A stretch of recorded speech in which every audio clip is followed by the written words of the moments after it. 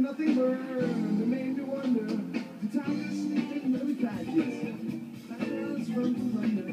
I got it in my left ear. I felt the twinge, but I still didn't think I would not be burned. But rather give myself. What's up, YouTube? It's Matty J with another fish pin video. Today I'm going to do something a little different. I'm actually going to do a history of video. And what a better place to start than with 10-Minute Tube, my pin company. The pin company is myself and my fiance at this time, Caitlin. Here is basically the entire collection that you're looking at. There's a couple things I don't have pictured yet, and I'm going to go over and all that. This video is going to have a lot of information. I'll try not to make it too long. Basically, we started making pins around April of 2011. What really inspired us to make pins is when we got our first pins in the summer of 2010. It was for leg 2 of 2010. And Caitlin actually bought tickets for the Greek from Gabe from Pageside High. And when we got the tickets, with them came the little red hood pin and the Fishman vacuum dress. And we didn't really have any exposure to pins. Like, we knew about them, but didn't really get into them. Like I said, there weren't a whole lot of pins at that time. So it was really our first exposure to them, and we both thought that they were awesome. So we immediately started wearing those pins. And one thing I did find, which is kind of cool, is I found this picture. This is actually from, it's 2 pictures. That's us making our tray faces. We found this picture this is from Alpine 2010, and this is actually where we purchased our first pins. First pins we ever actually bought. Like I said, we got those first ones. They were kind of a gift. She bought a Halley's Comet from central part of town, and I bought a backwards down the number line. So all 4 of those pins I just named pretty much have a special place in our heart because they're kind of what started everything. From there, I began a pretty much like rampant, like rabid buying of pins, to the point where I had pretty much every pin that was available for sale at that time. I didn't have every pin because a lot of pins had come and gone, but there was really like 5 or 6 like major pin companies, and I was pretty much buying everyone's pins and spending a lot of money, as I'm sure a lot of us can relate to. So I was like, you know, I really think this would be better if we maybe made a pin, and then that way we could trade it for other pins. And that's what started everything. And I'm going to bring this first board a little closer. The whole reason I started making pins, and Caitlin started making pins, was basically to just trade. And that's what started this pin. It's the Buffalo Bill Looking for Owls pin. Eyes glow in the dark. The writing glows in the dark. And we didn't really know anything about making pins, so Gabe and Willie from Pageside High really like held our hands, guiding us what to do, what not to do. So a lot of like the quote-unquote like rookie mistakes for like a first pin, we sort of avoided by working with them. And I mean, that pin came out wonderfully, in my opinion. It's actually our best-selling pin to date. It is an open edition pin. Currently, 1,150 of them have been printed, and I've actually just ordered 100 more, so it's going to be 1,250. I know that it has to be one of the most produced fish pins. I don't know too many other fish pins that have that big of a run. And like I said, it's open edition, so we're going to keep doing it because it was our first pin. We want it to, basically, I want it to be in the hands of every fish fan that collects pins, is what it comes down to. One thing that's a little known fact, and this video will have lots of those, is this pin is back stamped with 10-Minute Tube designs. It's kind of hard to see. My focus isn't really getting there. But the first 200 that were made were not stamped with that.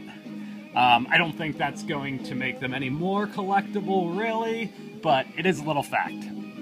From that, we kind of started working on these next 2 pins sort of at the same time. This is our Sleeping Monkey. And this is our cavern. Whatever you do, take care of your shoes.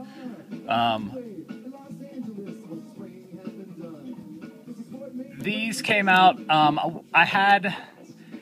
don't know exactly when, but I know I had them for Bethel of 2011. I was selling them, so I know they were made at least before that, which I think was in May of 2011. This was actually one of the first shoe pins, too. I know Wookles at the time had his OG Dunk, but that was it. And we had this. This is actually one of the first pins. Definitely not the first one, but definitely in the first like 4 or 5 that actually used the Fishman circles. Nowadays you could find them everywhere, but it's again just a little fact. Then we moved on to, we started working with our good friend Maddie. As far as some artwork goes, we would give him some ideas. He would create some art, and some of my favorite pins we've made were actually designed by Maddie. And that starts with this Scent of a Mule I Hate Laser Beams. Well, let me just jump back real quick. This is a limited edition of 100. This is limited edition of 200. The I Hate Laser Beams is a limited edition of 250. And then we have our Fee pin here. I know that this came out around Super Bowl, maybe a little before, because I was selling them at Super Bowl. I got them in hand for Super Bowl. This is limited edition of 300.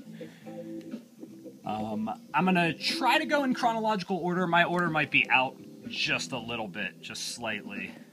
Because I know the stick it in her butt pin, great classic PT saying there, that came out before these sand spinners that I'm going to go over. This is limited edition of 200 as well.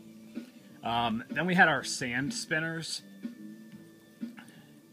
You can see they spin. This is a 1.0 and 2.0. First round did not have glitter in the sand.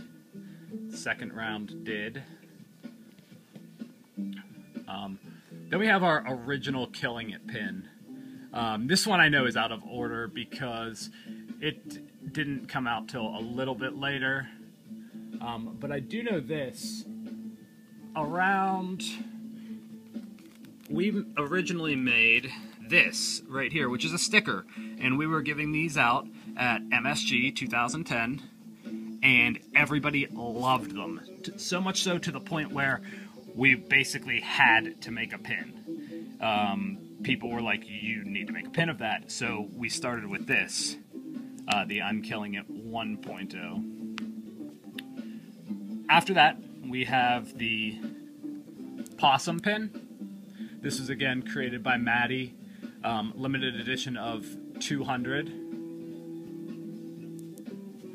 And when we were at the Gorge, people really wanted the original Sleeping Monkey. We had so many requests for it that when we got home from the Gorge,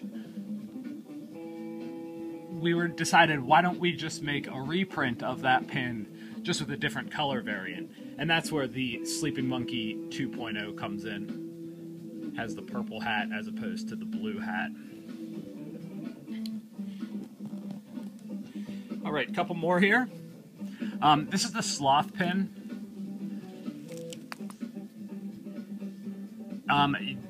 Funny enough, the edition size escapes my mind. It's either 150 or 200. I really can't remember, which is kind of pathetic. But we actually made this pin with Bruce Horan. Bruce is a great artist and a good friend of mine, and I figured, you know, I would really like to work with Bruce as far as creating a pin, so we decided to go ahead and do that, and this is what came of that.